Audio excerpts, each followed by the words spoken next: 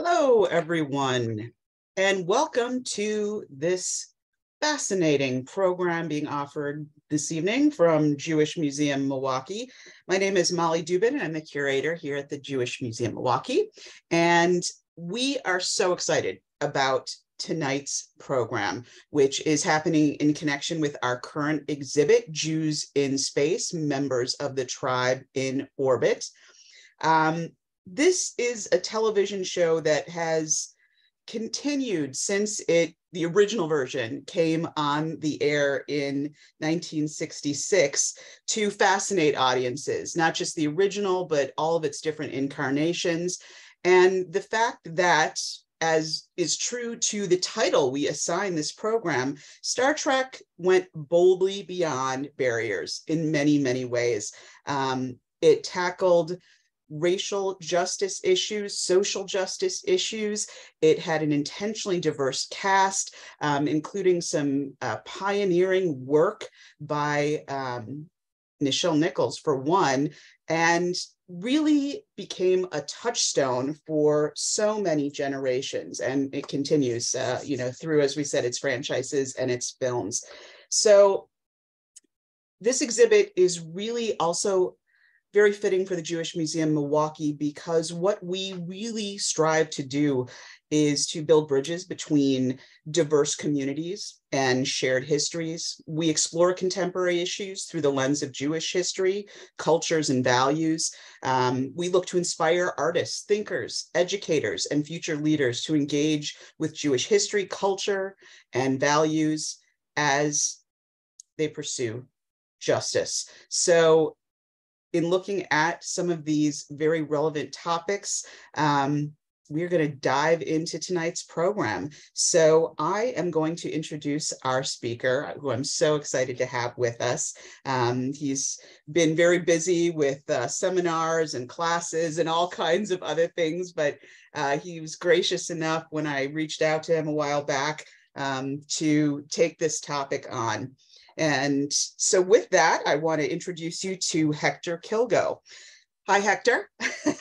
Hector studies religion, race, and politics in the United States in the 19th and 20th centuries, with particular interest in Black nationalism, formations of Black and other identities, and narratives and rhetoric associated with ideas of effective belonging, kinship, and citizenship as they relate to systems of power.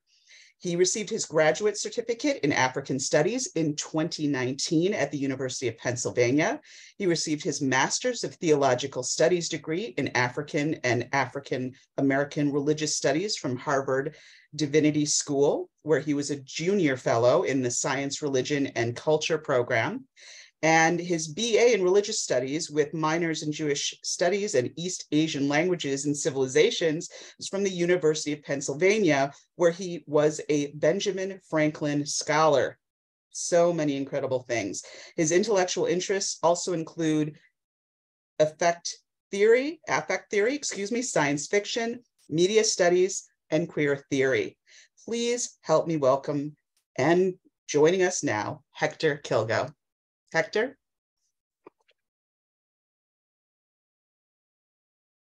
There we go. I wasn't sure if I'd be able to unmute myself. Thank you, Molly, and good evening, everybody. Thank you all for logging on tonight for this virtual lecture on Star Trek and the history of the show as a vehicle for social commentary, social justice, and imagining the future. I thank Jewish Museum Milwaukee for hosting tonight's event, and I'd especially like to thank Molly for extending the invitation for me to speak and for being so easy to work with throughout this process of putting together the talk for tonight. And I'd like to thank Cassie for helping with the logistics for tonight's program. So before I continue, let's see if I can figure out how to share my screen. Okay, can everyone see my presentation? Can I get a thumbs up? Thank you. All right. What I'll be talking about tonight is the history of Star Trek as a work of television and cinema that helps us to imagine a future through encounters with social issues of the present. Indeed, this is the work of science fiction and what sets it apart from its literary and artistic cousin, fantasy. I'll talk about this history through the lens of characters and stories, the bread and butter of Star Trek. As anyone who's watched the show knows, Star Trek relies heavily on allegory to make important points. So the characters and stories and what they stand for in our world, what we call the real world, are immensely significant. Tonight, you'll hear about the significance of Nichelle Nichols, the depiction of professional women in television, depictions of queer relationships on Star Trek, depictions of Black masculinity and fatherhood on Star Trek, and also some words about and from Leonard Nimoy, who played Spock on the original series, as well as in several films, arguably the most iconic Star Trek character in the show's many iterations across nearly 6 decades. I have a note for myself in my script to mention that just as what Molly went over in terms of my bio, I've studied lots of different areas in the world, and Star Trek really touches on so many different issues, and I'm only going over a few of them tonight. So this is sort of a non-exhaustive account of Star Trek going boldly beyond barriers. In addition to what I'll talk about tonight, and this might inform some of the questions for later, I think Star Trek is a good place to think about Asian American history and also the relationship between science fiction and religion, which I won't touch on so much tonight. Also, I wanted to mention just that I'm an academic, so some of this talk might be a little dense. I try to make it as sort of legible and digestible as possible, but some parts come directly from my writing. So if anything's confusing or anything like that, we'll jump into it during the Q&A portion, and I'll try to answer all your questions. So back into the talk. I wanted to start tonight's lecture by honoring the memory of Nichelle Nichols, who played Lieutenant Uhura in the original Star Trek series from 1966 to 1968, as well as in several of the feature films that came later, who passed away recently in the summer of 2022. When I was thinking about the recent death of Nichelle Nichols, I remembered a poem that many of you probably hear regularly by Hannah Senish that my rabbi, Rabbi Jill Maderer at Congregation Road of Shalom in Philadelphia, frequently reads before we observe Yartzeit and Shiloshim for our loved ones and community members who've passed away. So again, some of you may be familiar with these words. There are stars whose radiance is visible on earth, though they have long been extinct. There are people whose brilliance continues to light the world, even though they are no longer among the living. These lights are particularly bright when the night is dark. They light the way for humankind. Nichelle Nichols was a bright light for so many, and she was also lucky enough to live a long and prosperous life, during which she was able to witness her impact. What comes to mind when many people think of Nichelle Nichols is her role as Lieutenant Uhura on Star Trek, is what many refer to as the first interracial kiss on American television, which aired in 1968, part of an episode called Plato's Stepchildren. This kiss between Nichelle Nichols and William Shatner, who played Captain Kirk, of course, occurred against the backdrop of anti-miscegenation laws and continued tensions and violence resulting from the assassination of Dr. Martin Luther King just months before. While this is a significant and much debated moment in American television history, I want to talk instead about Nichelle Nichols' role as a highly educated Black professional on a vessel whose mission centered scientific exploration. Star Trek debuts in 1966 against the backdrop of the Civil Rights Movement, the Civil Rights Acts of 1964 and 1965, and the Immigration and Nationality Act of 1965. This was a time of great change in the United States. This great political and legislative change required a change in mindset, a change in the imagination of the American people. For Black women in particular, these major changes and the striking down of Jim Crow laws in the South, a space was open to rethink what was possible in the area of labor. Up until this point, Black women were mostly relegated to what were considered menial jobs, both in the real world and on screen, such as maids, washerwomen, seamstresses, and the like. One famous on-screen example of this is the character of Mammy from Gone with the Wind, for which Hattie McDaniel won an Academy Award for Best Supporting Actress, becoming the first African-American to win an Oscar in 1939. In the real world, not only did Black women not have many avenues for advancement in terms of the jobs available to them, but many Black women, especially in the South, did not even have the right to choose their employer, not much different from the experience of slavery.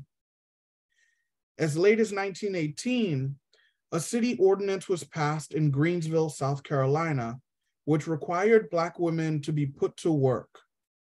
According to Greensville News, a number of complaints have come to members of council of Negro women who are not at work and refuse employment when it is offered them. The result being that it is exceedingly difficult for families who need cooks and laundresses to get them. Wives of colored soldiers getting a monthly allowance from the government have a number of them declined to work on the grounds that they can get along without working, according to reports. And therefore, it is decided that an ordinance similar to the one now in force, requiring all able-bodied men to work at least 5 days per week, should be passed with regard to these women. Let's sit with that for a moment. Several decades after the abolition of slavery, African Americans, both men and women, in parts of the South were not allowed to refuse to work for white people who requested or really demanded their labor. This is a situation that changed with the passage of the civil rights legislation in the 1960s, leading up to the debut of Star Trek, the original series. Although the plight of Black women did not change overnight, the fruits of the civil rights movement reshaped what was possible at this time and in the future. Thinking through this context, this changing political landscape adds so much weight to the decision of Gene Roddenberry and others involved in the development of Star Trek to cast Nichelle Nichols in this role of a highly educated, high-ranking officer on the bridge of a starship, an agent of the United Federations of Planets. I think it also adds weight to the famous 1967 conversation between Nichelle Nichols and Dr. Martin Luther King Jr., when King convinced Nichols not to leave the show after some tension on set and relatively low ratings during the first season. At an event hosted by the National Association for the Advancement of Colored People, or the NAACP, Nichols mentioned that to King that she planned to make her exit from Star Trek and the role of Lieutenant Uhura. According to the Atlanta Journal-Constitution, he told her how important her role was and how he and his family watched Star Trek faithfully and adored her in particular, the only Black character. Dr. King continued, "You cannot and you must not. Don't you realize how important your presence, your character is? Don't you see? This is not a Black role, and this is not a female role. You have the first non-stereotypical role on television, male or female. You have broken ground. For the first time, the world sees us as we should be seen, as equals, as intelligent people, as we should be. Fans of the show know how this story ends. Nichelle Nichols continued to play Lieutenant Uhura for 2 more seasons, and then several feature films. And then, as an iconic elder in the world of Star Trek conventions and other gatherings, even eventually recruiting for NASA.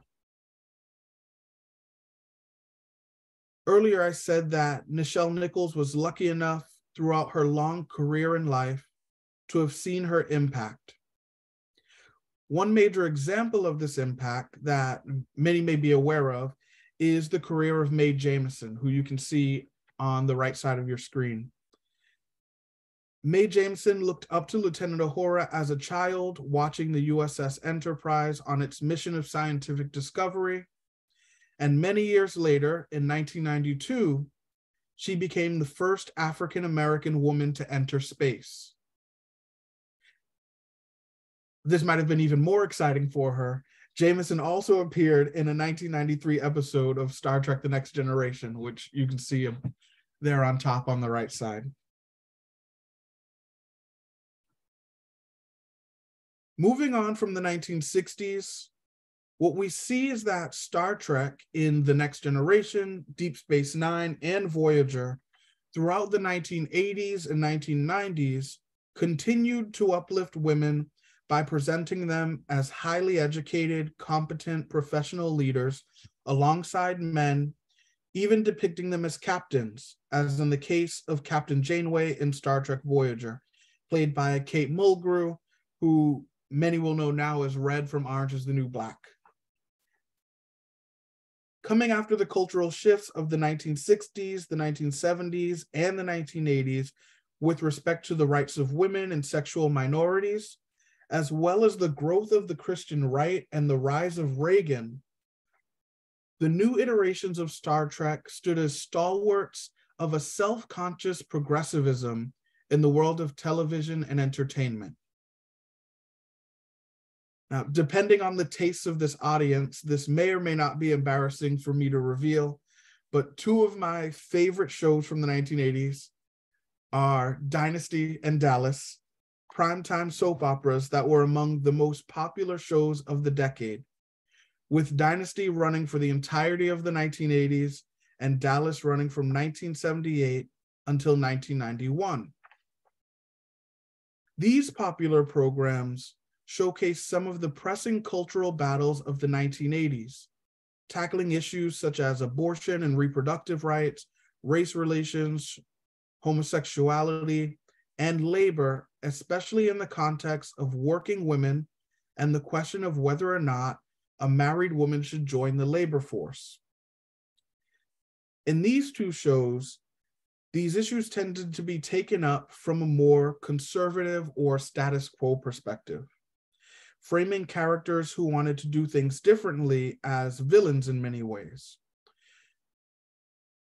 For example, when Stephen Carrington on Dynasty comes out to his father's anger is framed as wholly justified. Stephen's framed as immature and unstable, throwing away the good life his father's built for him. On Dallas, the marriage of Bobby and Pamela Ewing erodes over time and eventually ends largely as a result of an ongoing disagreement about Pamela's independence and the question of whether she should be a stay-at-home mother or working professional. In Dallas, Pamela Ewing and Sue Ellen Ewing, the 2 main women on the show, both own and operate their own businesses at the expense of their familial relationships. So these are 2 of the most popular shows of the 80s, and the way gender roles, especially in connection with labor, are framed is in stark contrast to the ways working women tended to be depicted on Star Trek. Women on Star Trek, as I've mentioned before, tended to be highly educated professionals, This goes against the tendency in shows like Dallas and Dynasty and other shows at the time that depict women as inheritors of wealth generated by men, rather than self-made working people. Women in shows like Dallas and Dynasty spend so much of their lives reliant on men for funds and validation, which is quite different from what we see on Star Trek. Beverly Crusher, chief medical officer in Star Trek: The Next Generation, is a single mother raising a son and working as a medical doctor on a starship, which sometimes requires her to override the orders of Captain Picard himself in order to facilitate the operations of the ship and the safety of the crew. Other examples of working women on Star Trek, you can see them sort of from left to right here. Beverly Crusher's first include Lieutenant Commander Deanna Troi, who was the psychological counselor in Star Trek: The Next Generation. Lieutenant Commander Jadzia Dax, who's to the right of the middle. She was the chief science officer on Deep Space Nine. And then Catherine Janeway in the middle, and Lieutenant B'Elanna Torres, who was the chief engineer on Star Trek Voyager.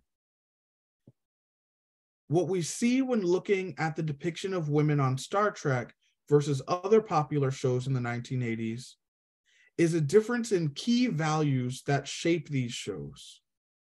Women on Star Trek exist in professions from bartenders to nurses to diplomats. Some women are teachers, while others are terrorists. And this is part of a longer conversation. I think it's important to note that this is kind of the post 9/11 world. And so the way terrorism is depicted sometimes as freedom fighting on Star Trek is just an interesting other topic that I'm not really going to get into tonight.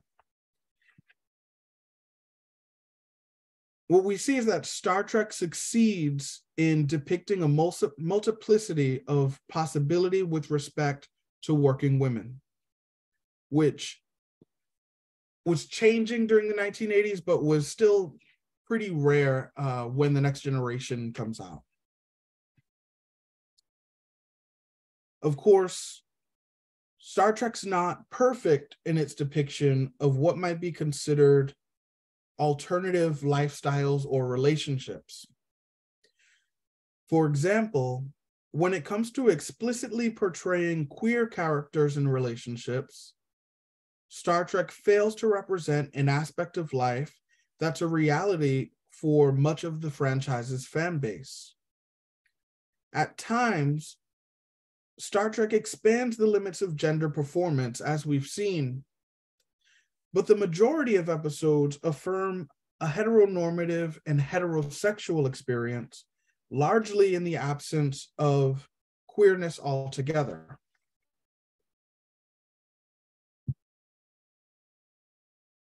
The most famous encounter with queerness in Star Trek happens in an episode of The Next Generation, in which the Enterprise assists in alien civilization called the Janai, which is an androgynous species that has abolished gender. They help them with the retrieval of one of their stranded vessels. Soren, who you can see on the left here, a member of the Janai, works with First Officer Riker, played by Jonathan Frakes, to retrieve the shuttle. As they work together, Soren reveals her deep, dark secret to Riker. She's actually a woman. This is a calamitous situation for an individual on a planet that has abolished gender. Falling in love with Riker, and finally, when on trial, openly declaring her gendered identity, Soren is clearly an allegory for the oppressed homosexual coming out in a homophobic society. That last little section there comes from David Grevin, who is a professor at University of South Carolina. This episode's problematic for several reasons. Soren's played by a woman actor, which means that, at least visually, the intimate relationship between Riker and Soren falls within the parameters of an acceptable gender performance. According to Robin Roberts, Jonathan Frakes complained about the Next Generation's failure of nerve to make Soren obviously male. This episode also suggests that existing at one extreme of a gender binary is inevitable. Rather than framing the absence of gender as a means through which the Janai could move beyond gendered expectations, the absence of gender was framed as the root of a repressive society against which Soren had to rebel. This story could be read as an endorsement of gender norms, although I think that reading would be a little reductive in certain ways. But what we do see here is that Star Trek can sometimes be limited in its ability to break certain boundaries. And I'll talk a little more about that later. The most famous perceived homoerotic relationship on Star Trek comes from the original series and is the subject of an enormous catalog of slash fiction writing and visual art, the relationship between Captain Kirk and Mr. Spock. According to David Grevin, who I mentioned before, author of Gender and Sexuality in Star Trek, Allegories of Desire in the television series and films, K/S, or Kirk/Spock, as it is famously called in slash fiction, is a same-sex love story that is so visible and sustained for such duration that it threatens to explode its allegorical confines. Grevin goes on to explain, the most famous example of a homoerotic tradition in Star Trek is the relationship between Captain James T. Kirk and his colleague and friend, the human Vulcan Spock. This relationship effectively extends into popular culture what Leslie Fielder described as a relationship central to 19th century American literature, the pure marriage of males, sexless and holy, a kind of counter-matrimony in which the white refugee from society and the dark-skinned primitive are joined till death do them part. The relationship between Captain Kirk and Spock is an iteration of an old trope. The notion that Kirk and Spock are in a relationship comes from the outside. In the original series, Kirk and Spock are in a non-sexual same-sex relationship. Quote, what chiefly presents the Kirk and Spock relationship from being broadly recognized as a preeminent example of same-sex love in popular culture is that Star Trek never acknowledges the relationship as such. And so this goes back to what I originally said about this tension between Star Trek using allegory and showing explicitly queer relationships. And so David Grevin is coming from the place of queer theory when he's thinking about things as other, things that's outside of the norm. And in certain ways, this long-standing, very close, same-sex, whether or not it's non-sexual relationship, is outside of the norm in certain ways.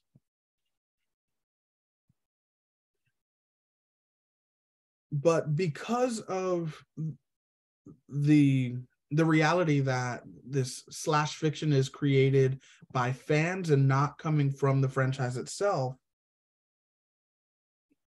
this relationship between Kirk and Spock is really a supplemental category. And so again, it's not an explicit depiction of queerness within Star Trek canon, within the actual universe of Star Trek. The lack of explicit queer relationships on Star Trek is a limitation of the show. It's an area where Star Trek might have had major impact on their audience and the public in general, especially with the backdrop of the Reagan and Bush administrations and the AIDS crisis. Remember, the the newer iterations of Star Trek after the original series are all coming out in the late 80s, early to mid 90s. And so they're right in the middle of the age crisis, which makes certain things a little difficult. That backdrop helps us to understand exactly why producers may have feared explicit depictions of this nature. At the end of the day, although Star Trek moves in the direction of social justice, all television shows outside of public access programming have to attract ad revenue for their networks, and producers are painfully aware of this reality. This is why, in some of the original promotional materials for Star Trek, Spock's pointy ears and eyebrows were edited out of images, as producers felt potential viewers in the South, with their assumed Christian values, might read Spock as devilish and avoid watching the show altogether. And so you can see kind of the interplay between some of these ideas that are really connected to the rise of Reagan, the rise of the Christian right that we see in the 1980s. Returning to the widespread creation of Star Trek fan fiction, we can see how viewers sometimes circumvent these limitations and attempt to insert their own stories into the Star Trek narrative by making the characters more completely reflect their lived experiences. Reflecting lived experience is what Star Trek does in so many other areas. And from what I hear, they've also begun to break new boundaries, new barriers in the new series, which I invite people to tell me a little more about in the Q&A portion. This talk, as you may have noticed, focuses exclusively on the 20th century iterations of Star Trek.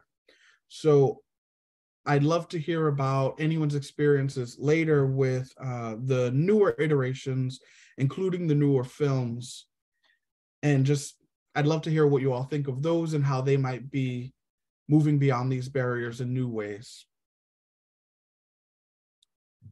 So far, this talk has covered different and interesting ways that Star Trek has encountered issues of race, gender, and sexuality, including some of the limitations of the franchise, mainly in relation to audience reception and restrictions from the producers, like in the example of Riker and the Janai. Continuing to think about the relationship between Star Trek and the politics of audience reception, I would now like to take a look at Deep Space Nine and Captain Ben Sisko to think about the show's depiction of Black masculinity and Black fatherhood. Far Beyond the Stars, the 13th episode of the 6th season of Star Trek Deep Space Nine, represents a departure from the typical allegorical mode of storytelling employed by the writers of Star Trek. Instead of using aliens to represent different social groups in conflict with one another, as is typically the case in Star Trek, in Far Beyond the Stars, allegory is replaced with history by setting the episode in 1953 instead of the 24th century. Indeed, the entire Deep Space Nine series is framed differently from the rest of the Star Trek franchise because it is the only Trek series to explicitly deal with racism on Earth sans allegory, and the only series to integrate race into a human character's identity. Benjamin Sisko is the only Black captain at the center of a Star Trek series. Additionally, in contrast with characters played by actors in other iterations of Star Trek, certain markers of Black identity outside of skin color are deployed to establish an explicit relationship between Sisko and his racial identity. While race does not necessarily define Sisko's relationship to the people around him, Sisko retains connections to his racial heritage, and it does help define his character. During development of Deep Space Nine, some wondered if Benjamin Sisko would be a character that, quote, just happens to be Black, a character with a racial identity that doesn't define him or his relationship to others, but these concerns were allayed through the use of aspects of African and African American culture that were purposely included throughout the series as a testament to the fact that Sisko was indeed a Black man, instead of a nominally raceless human. There's other writing on this subject, which talks about how the racial categories that we tend to have in our world in the United States are kind of transferred onto different alien groups, and humans really become white in certain ways. And I think Ben Sisko kind of subverts this by continuing to be Black even in the future, when, according to the way Star Trek is framed, racism wouldn't have even existed. So there'd be no need to acknowledge race. In Far Beyond the Stars, the framing of Blackness in Star Trek Deep Space Nine, Lisa Doris Alexander demonstrates the importance of particular decisions made by writers of Deep Space Nine with respect to the racial development of the character of Benjamin Sisko. A major example of Sisko's connection to his racial identity is his appreciation for African art. Of course, any person with any racial identity might cultivate an appreciation for African art. However, for Sisko, the unpacking of this collection of African art marks his new understanding of the Deep Space Nine space station as home, making it a symbol that connects Sisko to an African-American cultural history and larger African history, and allows Sisko to draw upon connections to those histories and historical contexts as well. Other examples of Sisko's connection to a Black racial identity include an appreciation of Black baseball, Cajun cuisine, and knowledge of Black history, even in a future where racism no longer exists. This makes Benjamin Sisko a unique character, not only within Trek canon, but in science fiction television in general, due to his explicit ties to his racial identity. In addition to the personal interests of Benjamin Sisko, the writers of Deep Space Nine also created relationships and disagreements between characters that would highlight his racial identity, which, according to Alexander, quote, seems wholly inconsistent with Trek's utopian vision of the future that conflates the demise of racism with the demise of the importance of racial identity. For example, Deep Space Nine subverts the cultural trope of the absent African-American father by portraying Sisko as maintaining close relationships both with his father and with his son, who he raises as a single parent as a result of the violent death of his wife during a battle with the Borg. Further solidifying the importance of family and Black fatherhood within the series, Avery Brooks, who played Captain Sisko, requested a change in the script of the series finale, in which he was intended to ascend to the realm of the Bajoran prophets in order to occupy a place among them. A little background with Deep Space Nine, there's a whole world of these, what humans in the show call the wormhole aliens, but what the people on the planet they're encountering think of as gods. And Captain Sisko ends up becoming the emissary to these gods. And so at the end of the series, he's supposed to kind of ascend to be among the gods, and he has them do a rewrite so that he stays behind. And so because the previous episode revealed that Cassidy Yates, Sisko's new wife, is pregnant, the final scene was rewritten to affirm that Sisko would indeed return to assist with raising his child. Avery Brooks and the series writers were responding to the prevalent negative racial messaging of the 1990s by portraying Black fatherhood in a positive light. The 1990s were a turbulent time for Black men. Coming out of the 1980s and into the 1990s, the political discourse of the day was rife with pathologization of Black life. One only has to look at rhetoric about the so-called welfare queen deployed by Ronald Reagan, George H.W. Bush, and Bill Clinton. At this time, people continued to rely on the Moynihan Report, which came out in 1965. So you can see, as an academic, the one thing I think about here is how slow it takes sometimes for research to catch on in certain ways. But in the 1990s, people are looking back to the Moynihan Report for information about the Black family, a report that claimed that Black people were held back by absent fathers and too many women being heads of household. They claimed that Black people experienced sort of a ghetto culture that led to them not prospering in the same ways as other races in the United States. The early 1990s also saw the First Amendment trials about the lyrics in hip hop music that made it all the way to the Supreme Court. This was also a time of an acceleration in the area of mass incarceration of Black men. So with this as a cultural backdrop, it was imperative for Avery Brooks to depict Black masculinity and Black fatherhood in a way that pushed back against these developments, offering an alternative, a better option, and a better future.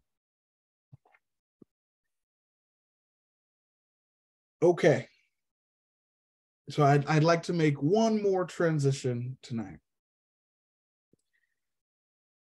It wouldn't make sense for me to give a talk about Star Trek and breaking barriers, especially hosted by a Jewish organization, without giving some attention to the impact of Leonard Nimoy.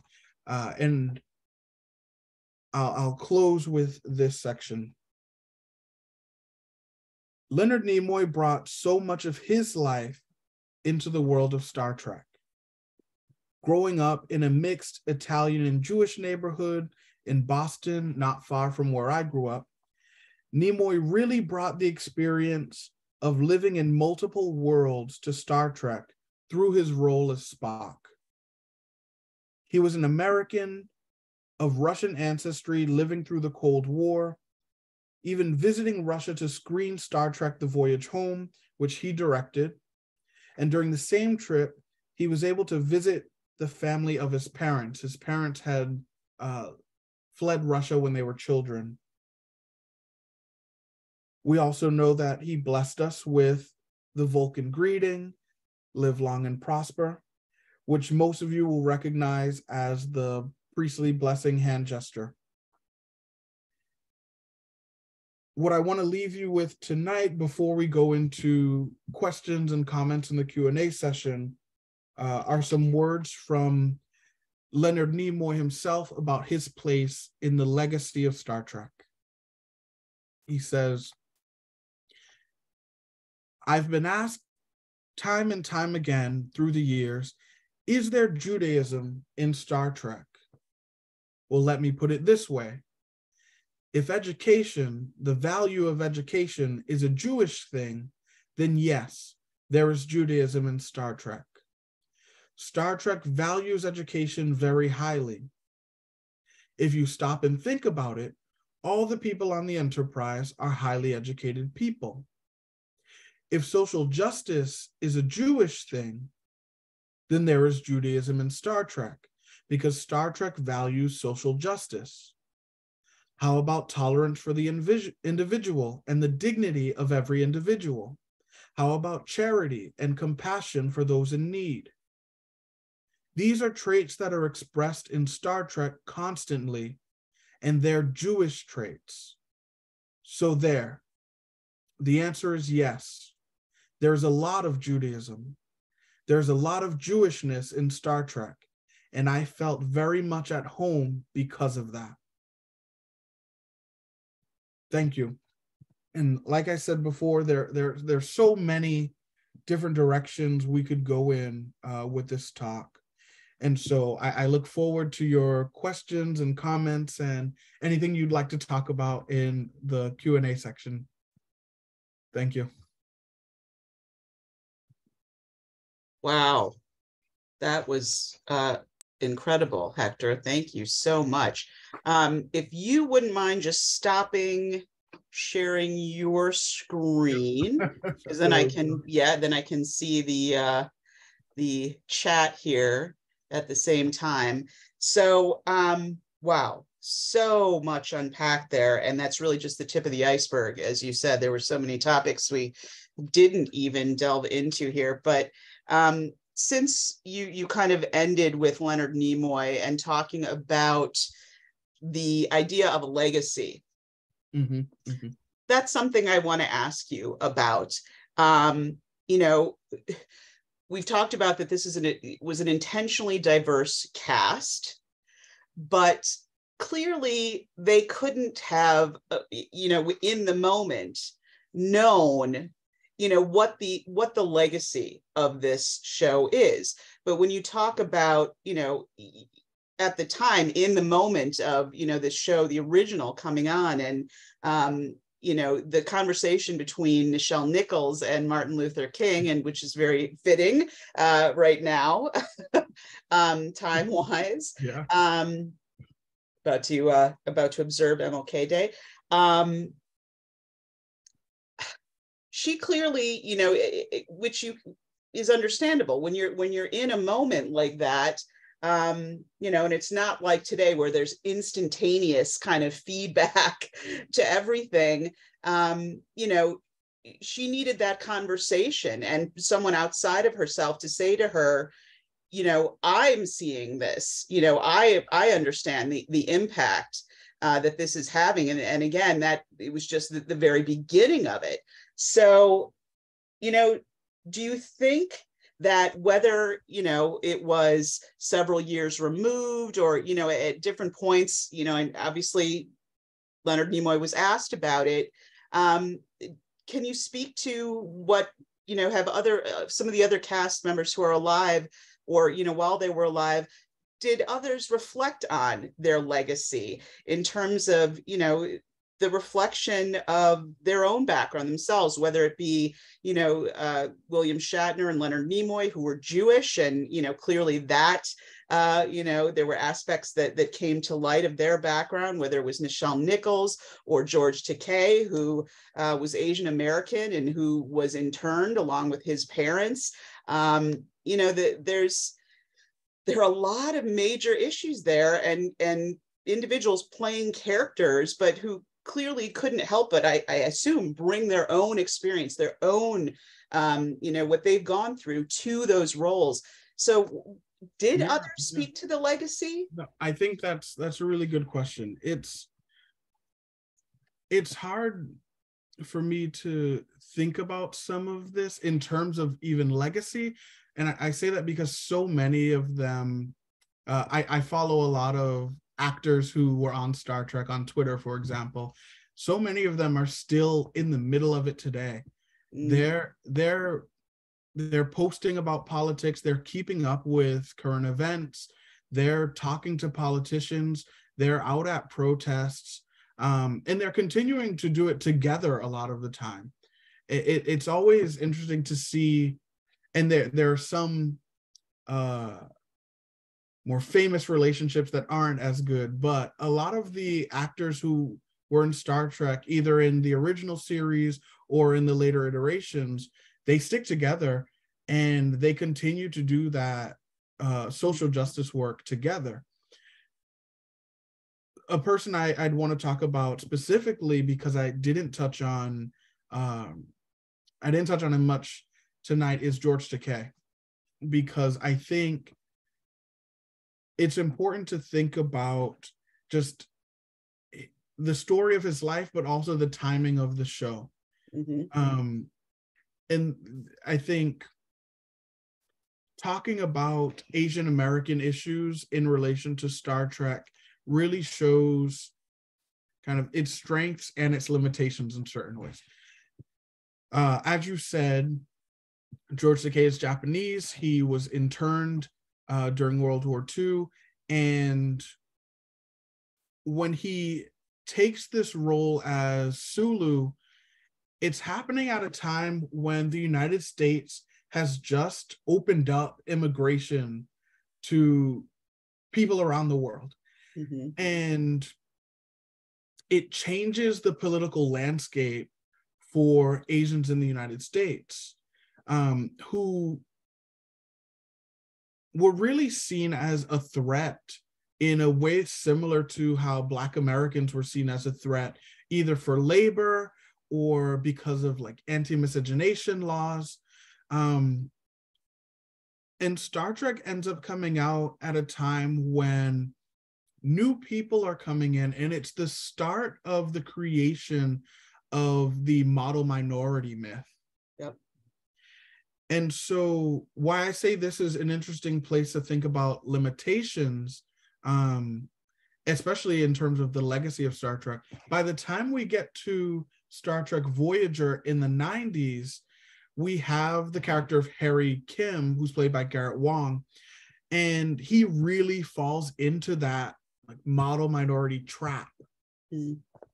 And it shows how Star Trek either doesn't take certain things into account sometimes, or they just certain stories aren't told. What George Takei has been able to do is continue to tell his story outside of the show. And I think that's been really helpful because Star Trek fans don't just watch Star Trek. Star Trek fans consume so much that the actors themselves are putting out. And so I'm happy that George Takei has also been able to live a long life and continue to tell his story. But I think that's an area where they really kind of show their limitation. And I'd like to see, I haven't seen the newer versions of Star Trek, but it would be good to see a depiction of an Asian character that really subverts what we might expect. Right. So kind of building on that, talking about, what George Takei was able to do, or maybe was prohibited from doing, or, put limitations on as far as the things he may have wanted to depict or bring to the forefront, in terms of when the original show was aired, and what, just this tumultuous climate in the US. And of course, following, Japanese unlawful internment of Japanese Americans. Do you feel like, when you look to something like Deep Space Nine and Avery Brooks and this kind of thought of looking, setting this historically at a time when there would have been impact of Jim Crow laws, and that Brooks felt somewhat of an obligation to push back against some of the depictions of Black masculinity? Do you think that, from the perspective of producers and, advertisers, that he was given more freedom and leeway to, to really, in the real world, as you say, attack some of those real world issues? Yeah, I definitely think Avery Brooks and Captain Sisko, they come in the 90s. And so there's a big change in, I think, just what people expect from television in general. Mm-hmm. If you look back at Star Trek in the 60s, it wasn't extremely popular. There's a reason the original series is only 3 seasons. And so we love that they've pushed back against these stereotypes and other issues, but that wasn't that popular when it was airing. It got picked up later on and people were really into the messages. Some people at the time, but more so later. By the time you get to the 90s, I really think there's a difference in how people are consuming television and the stories people expect. But also, in certain ways, Avery Brooks and what he wanted to show of Black men was the sort of conservative option.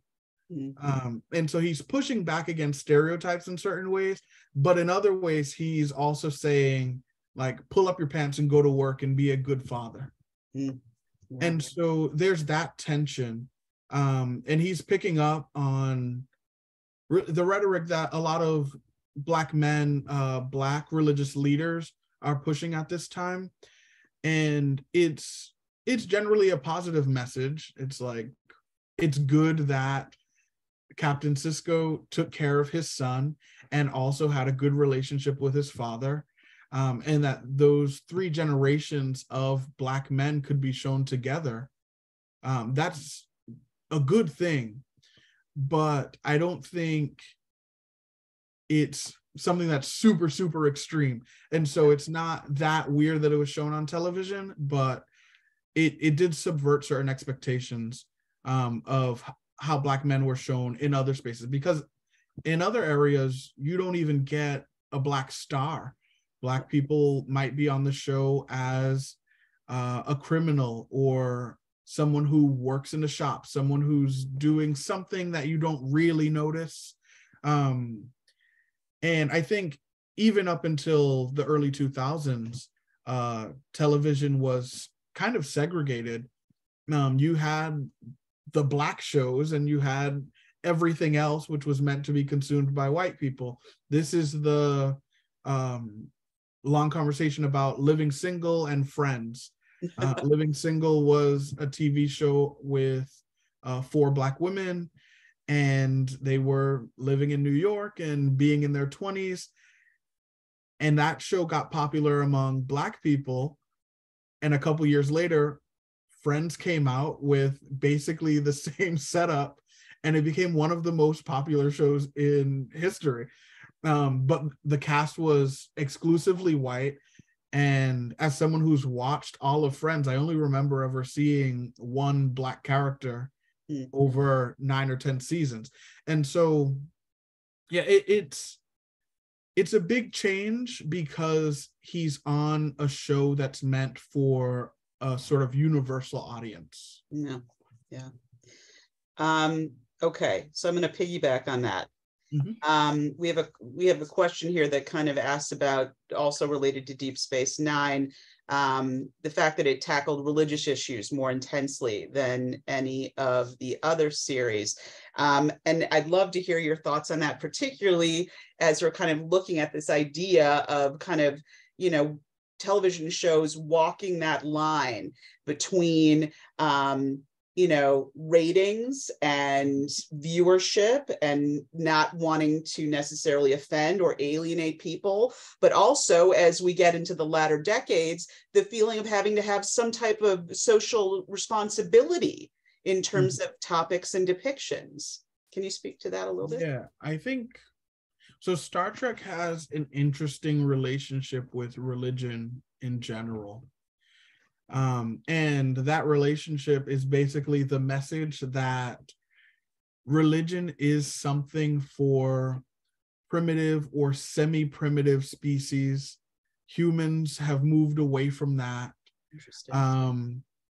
And what we need to rely on is science. Right. And when you have some sort of religious experience or something along those lines, there's a scientific explanation for it. There's an episode, or it might be in one of the films, where Captain Kirk actually encounters God, but it's sort of the old white man with a beard kind of God, and it's really just a projection of this alien thing. And so it debunks religion in certain ways. It's in the context of the 23rd or 24th centuries, religion is supposed to be a thing of the past, at least among the enlightened humans. Right. What we get in Deep Space Nine is a change from that, where Captain Sisko has these experiences with what other people call the wormhole aliens. And they're just real experiences to him. He's having visions. He's sort of traveling across time in different ways. And there's no good explanation for it.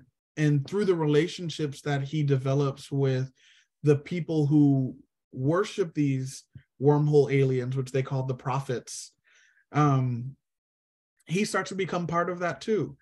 And even if he doesn't quite believe it, the people who believe in the prophets think that he's part of their religious structure anyway. And so there's really no escape for him. Yeah. He becomes the emissary for the prophets. And yeah, I think it changes the way Star Trek does religion in a certain way. If you bring in the race component, it's in line with historical ideas about Black religiosity, and sort of a natural Black religiosity that Europeans don't have in the same way because they've been disenchanted through the Enlightenment. And that Black religiosity is seen as good in some cases and bad in other cases, but it's very much connected with that racial identification. And so I think that's one of the interesting directions that they go in, having the one Black captain be the person who's connected to these religious experiences. Yeah. Okay, so I'm going to tie in something else here. We would talk about the fact that, supposedly, in future centuries, that religion is, supposed to maybe be a thing of the past, for enlightened people. Can you speak to that in terms of one of the other questions was the depiction of violence and war in some of these series and films? That's a good question. I think so. War is supposed to be also a thing of the past among humans. And so Star Trek always has this interesting relationship with utopia. And so among humans, there's sort of this utopia idea. It's sort of the incomplete utopia. And so humans and other people who are part of the Federation who get kind of annexed over time. And that is like the United Federation of Planets is within an imperial structure. So they're annexing people over time. And within those groups, there should not be war because it's barbaric and all these things. At the same time, Starfleet is a military organization. These people who are also scientists, highly educated, all that stuff, they're also soldiers. They're out fighting for the Federation, and they have to protect their territory. And so I usually show a map of like the Alpha Quadrant, which is their area of the galaxy. But you see the Federation in one area, the Klingons are in one area, then you have the Romulans and all these other empires. And at different points in the show, they're fighting for territory, they're fighting for power, and you do get battles between them. I think the Federation tries to position itself as distant from those things. They don't cause wars, but they have to defend themselves. This is similar to the way people think about democracies versus other forms of government. Sure. Now, like they say, democracies don't fight other democracies. We use diplomacy, we use other things, but democracies will also defend themselves. But sometimes defense looks a lot like offense. And I think that's an area that Star Trek plays with while still trying to maintain that it's a barbaric thing of the past. Interesting. So interesting. Yeah. So many layers here. Okay. So I'm going to pose this to you because this came up in the Q&A. But I know you said you haven't necessarily seen all the latter incarnations and franchise pieces. And it's a bit controversial given some of her reprisals of commentary in the news lately. But the question has to do with Whoopi Goldberg, who was in Star Trek Picard. And she had and I'm going to completely mispronounce the name of her character. Was it Guinan, who was a bartender, interestingly enough. Can you speak to, like her involvement with the franchise a little bit, maybe in comparison to either Nichelle Nichols or some of the earlier things that you talked about in terms of depictions of labor and women? Yeah. No, I that's a think good that's question. interesting. Yeah, so it's funny because when I think of women in labor on Star Trek, Guinan isn't someone that immediately comes to mind. And that's for multiple interesting reasons. One is that, of course, she's not a main character, she's a recurring character. But the other part is that she doesn't have to work. She works because she wants to work. Okay. And so her relationship with labor is interesting. And she's kind of on the ship as sort of what's a good word? Sort of a therapeutic friend for the captain. Okay. And I'm not sure if they ever really tell you what kind of alien she is, but she lives for a long time. And so part of her character is that she's seen many things and she can help people through problems and she gives advice and all that kind of stuff. And so she really is a figure that in certain ways falls under the category of what people call the magical Negro. And because she really does, she only comes into the show sometimes, and she's there to fix problems that the captain has when he goes to talk to her. And so I haven't thought too much about her role in terms of labor and the rest of the show, but she falls under that category, which I think is really interesting, especially for someone like Whoopi Goldberg, who doesn't really have to play in that role. Interesting. We had a comment in here that her character is like your hairdresser, someone who everyone talks to and kind of uses as a counselor or sounding board. I think that's and she does that labor for free. That's not part of being a bartender. She's just there to do that. And she's framed as wanting to do that rather than it being sort of emotional labor that she doesn't want to actually do. All right, so I'm going to ask a final question here, which has to do kind of again with legacy, but also in terms of, I think, legacy of some of these continuances of the franchises and the feature films. Obviously, through, as you mentioned, the 80s into the 90s and the aughts, the show has continued to tackle social and racial justice issues, gender issues, modernity, all of these things. Do you feel like they realize this has become something that is now associated with the franchise or looked to as an expectation, and how that'll play out moving forward with what we might be able to expect from future incarnations or components of this show and its all of its different tentacles?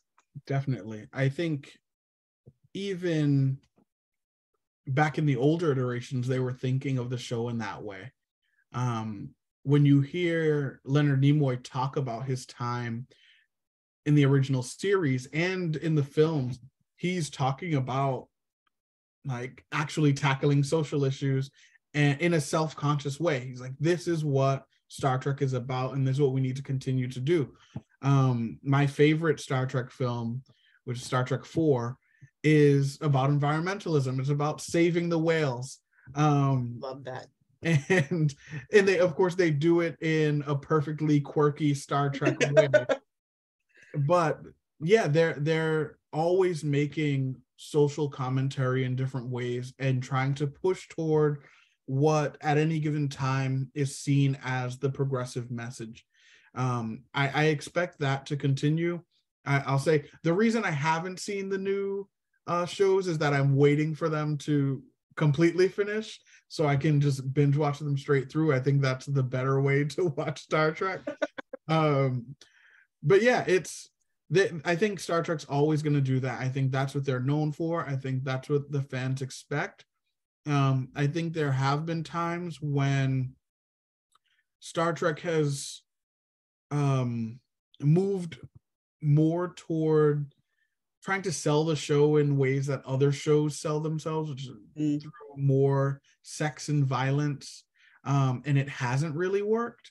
Notice how I haven't mentioned Star Trek Enterprise once, and it's of the later iterations of Star Trek, it's the one that didn't make it through 7 seasons. And it really kind of changed the look of Star Trek in terms of how bodies are shown, how sexuality is depicted.